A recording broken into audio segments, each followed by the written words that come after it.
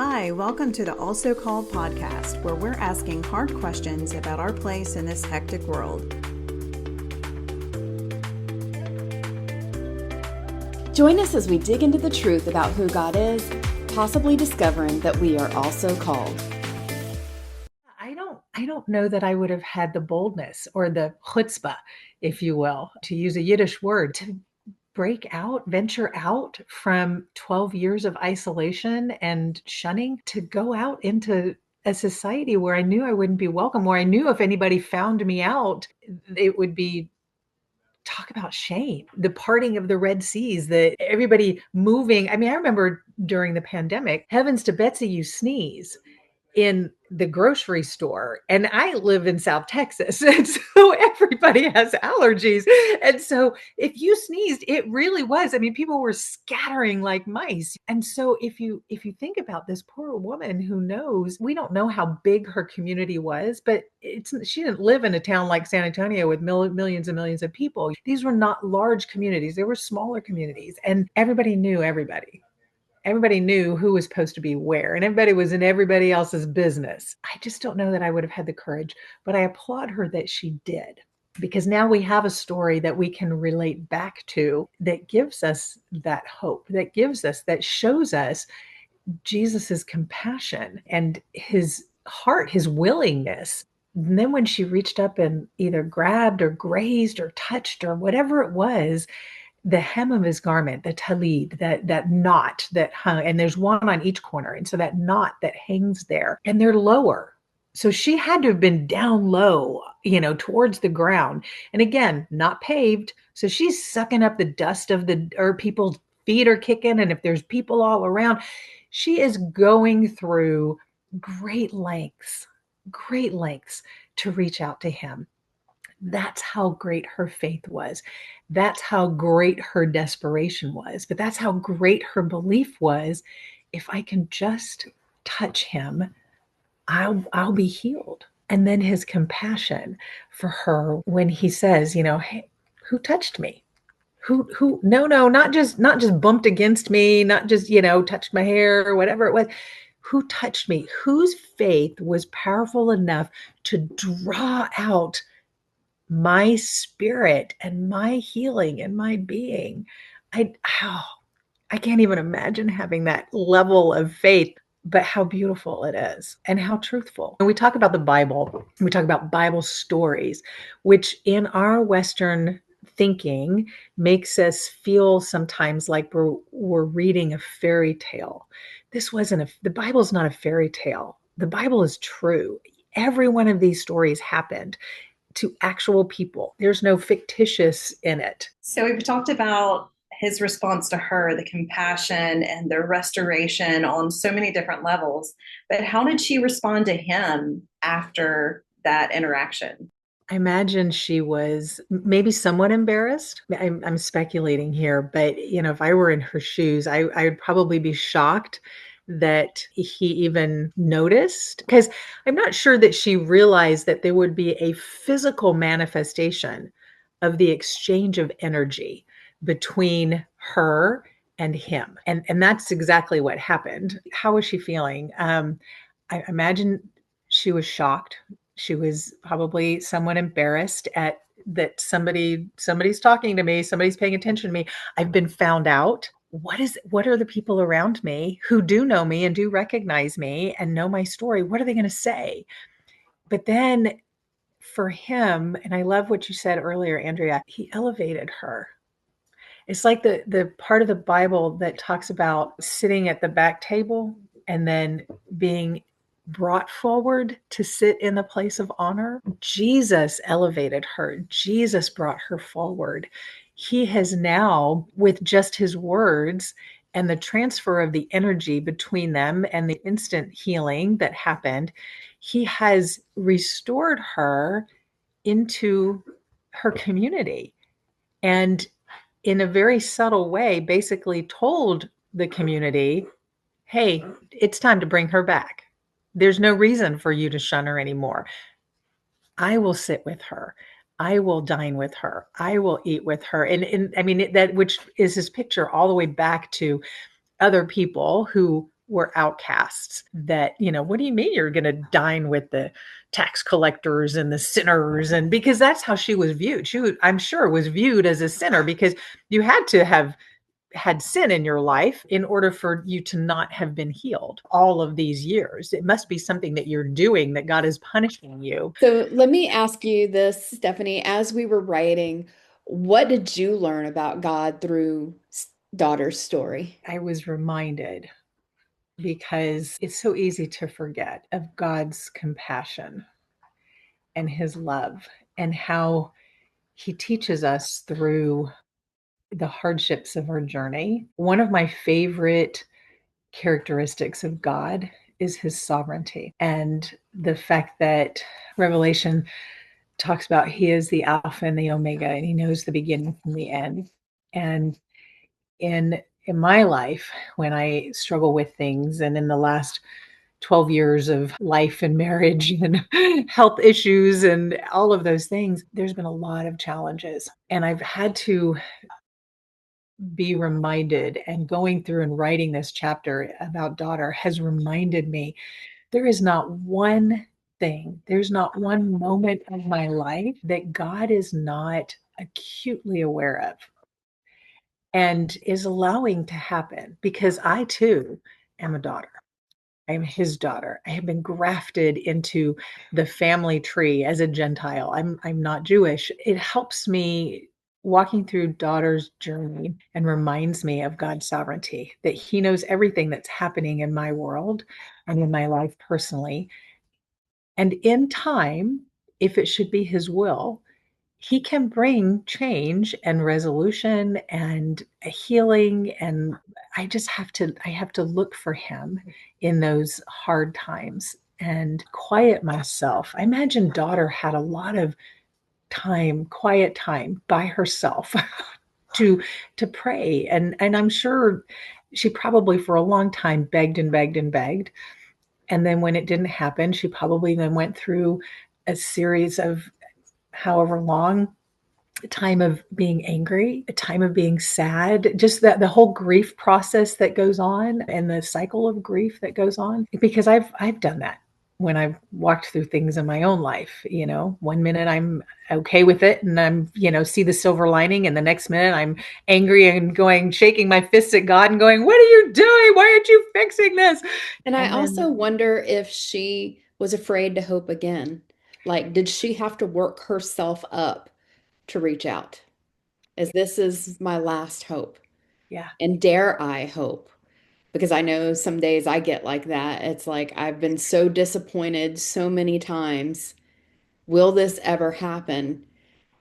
But you have to choose hope one more time. Oh my Yeah, gosh, I've that's such a had one of scary thing. those moments of desperation before. Not going into the story, but I have an adopted child, and at one point she had been taken back into foster care, and I was fighting for her and suing the state and all the things. And I remember one day leaving, it was continued again.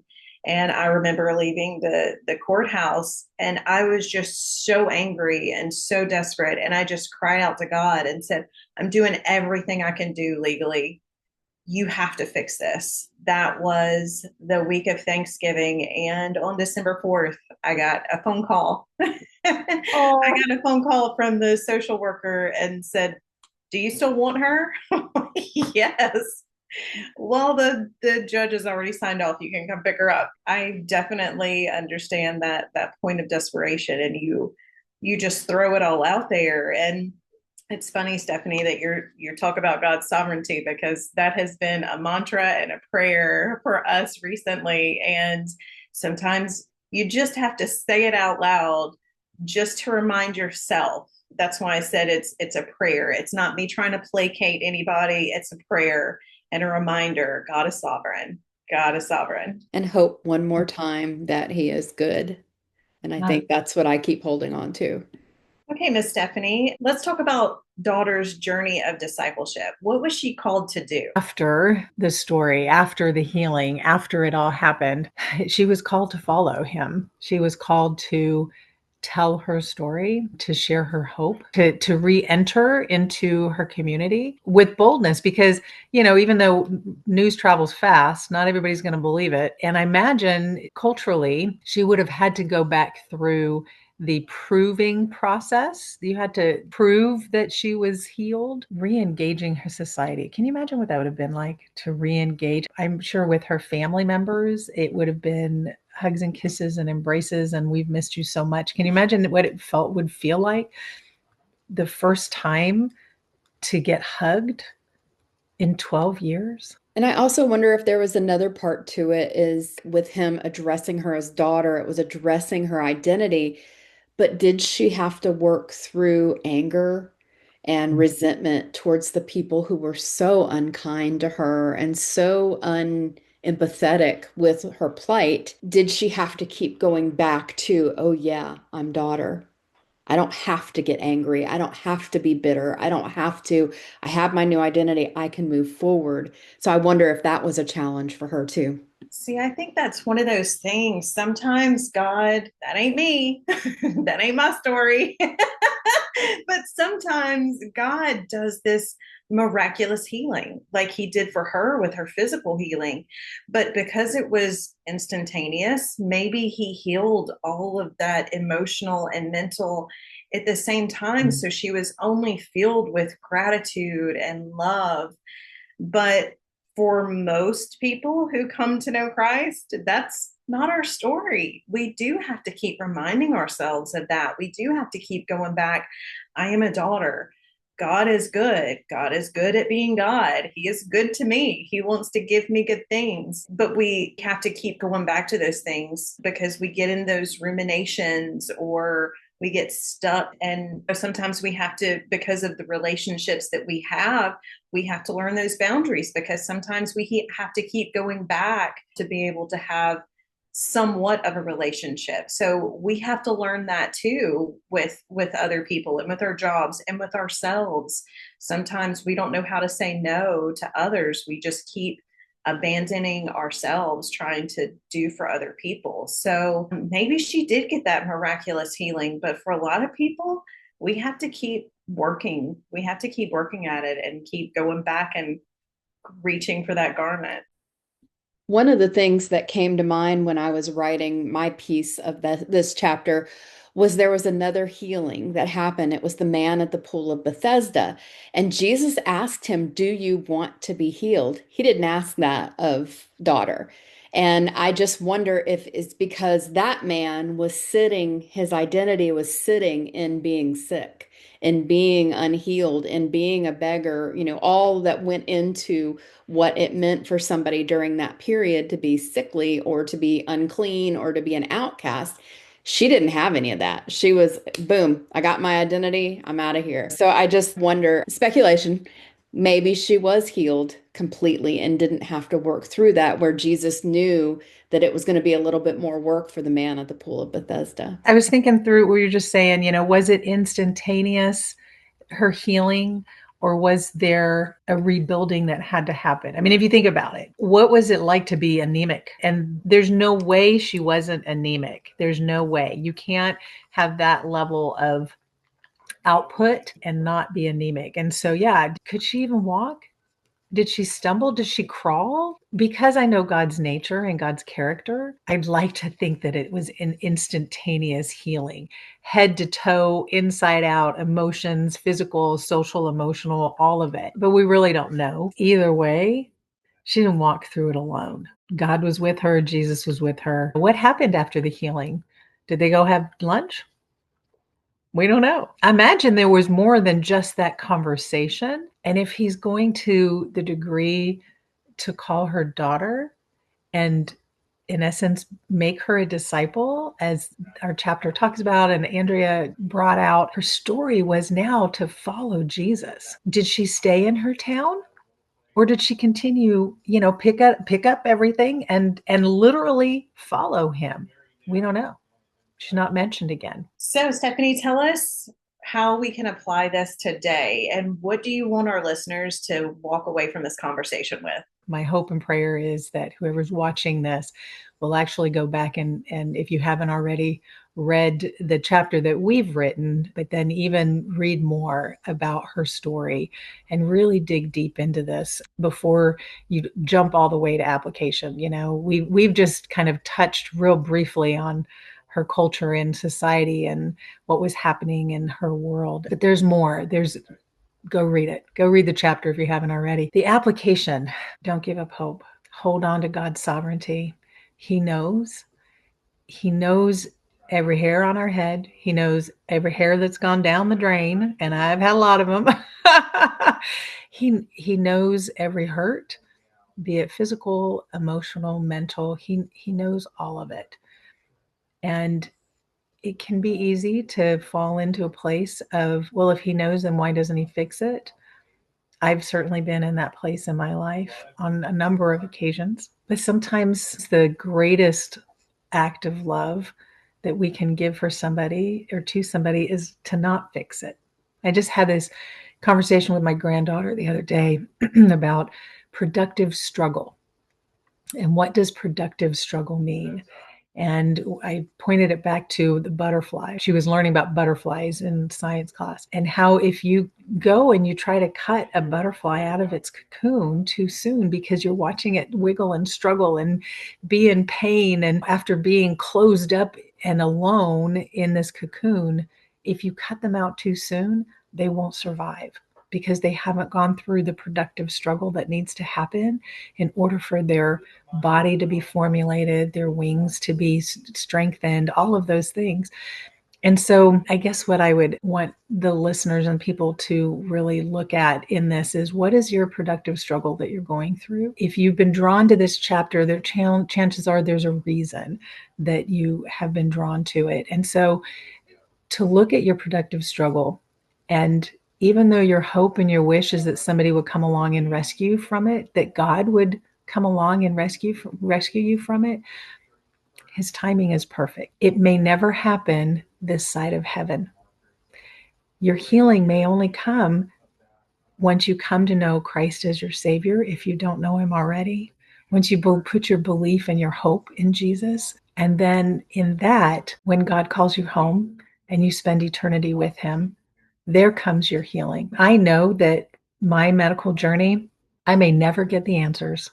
I'm 58 years old. I may never get the answers on why things are happening. But I know that one day when God calls me home, I shall be healed. All the pain, all the suffering, everything will pass, and healing will come one way or the other. May not be here. I have the scripture in Daniel where they're talking about God can save us from this thing, but even if he doesn't, he's still good. He's still sovereign, and he's still in control. And that's one of the things that we say around our house all the time is, we'll be better for this on the other side.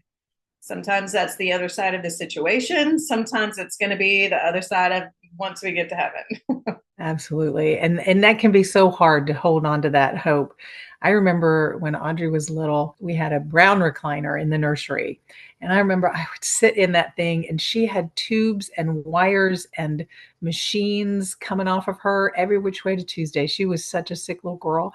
And I remember, I spent night and day for over a week when she first came home from the hospital. Didn't have any help, other than my husband. He'd bring me a chicken leg every once in a while to gnaw on while I'm holding this baby. And I remember how I sat there so many nights just sobbing, and Lord, are we ever going to get through this? I don't think I can make that. I can't do this. And here we are 12 years later, and she's beautiful. And, we still have a journey. We still have medical issues. She's not going to die tomorrow like back then, where, she lived on the brink of death at any given moment. We're not at that point anymore. But that's the silver lining, because this little girl loves Jesus. She loves the Lord with everything. That we call her our holy howler, because anytime we're in the car, in her room, wherever it is, K-Love is playing, and she can't read, but she knows the words to those songs. We go to church, and she can't read the lyrics up on the screen, but she knows them because God's written them in her heart, and because she has listened to them over and over and over again on the radio. Keep clinging tightly to God's sovereignty, and trusting in Him that He loves us more than we could ever possibly imagine.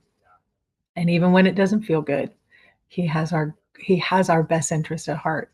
And we'll get through it one way or the other. Such good words, Stephanie. I'm so thankful for you contributing to this chapter and just bringing one of the things we've had in all of these conversations is we've all had to are already living out the disciple that we wrote about. So I feel like you just brought so much depth because of your experiences. So thank you so much for writing and joining us today.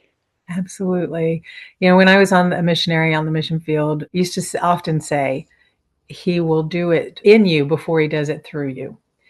And there were so many times where I would start wrestling with something or go through an experience or whatever. And I'd think, goodness, I thought I put this to bed a long time ago. I thought this was healed a long time ago. And all of a sudden I'm having to walk through this again, be it an emotional thing or mental or physical, whatever it is. And then I'm not kidding you. 2 weeks later, a week later, a few days later, moments later, whatever it was, I'd get a phone call or a knock at the door or whatever it was by somebody who was struggling with the exact same thing. And I just thought, Lord, that's why. And I never said anything to anybody, but in my mind, I'm going, oh, so you're why I went through this. Okay, well, come on in. Let's talk it out. But yeah, God will absolutely do it in you before He does it through you. So yeah, I love daughter. I love being a daughter. It's so good. So good. So thank you so much for joining us today. We'd love to hear your thoughts on daughter. So drop us a line in the comments, or for the larger conversation, join us in social media. Our links are below in the show notes. Join us next time as we dive into the women disciples we explore in our book, The Other Disciples, with a woman who only has one line, but there's a ton to learn about her if you know where to dig, Joanna. And remember, stay curious and keep seeking. Awesome. Thank you so much for joining us today. Also Called provides a space for honest conversations about the truth of who God is, who we are, and the relationships He wants us to have with Him, each other, the church, and ourselves. This episode was just the start of the conversation. Be sure to check the show notes for extra resources to go further. You can also find our social media sites to join the discussion. Don't miss our next chat by subscribing to our YouTube channel or wherever you listen to podcasts. Also Called is part of Bible and Pop Culture, a crowd-funded nonprofit that allows us to provide our content to start great conversations for free. You can help us keep doing this by checking out BibleandPopCulture.com or AlsoCalled.org's donate subscribe buttons with a one-time gift, supporting us monthly, or sharing us with someone who might like the conversation. Thank you for being a part, and see you next conversation.